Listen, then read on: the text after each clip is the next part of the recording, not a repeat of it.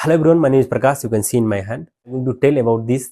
This is the plug of the Kenya. If you're not bringing this, if you're traveling from India, you will come and stuck here in Kenya. You cannot charge your phone, you cannot charge your laptop. So you will get a lot of problem and a lot of trouble in Kenya. First day without this, your day it going to will be worse. So don't forget to buy this. And you can see here this one, this, and the plug of the Kenya is like this. You can see, and our India is round.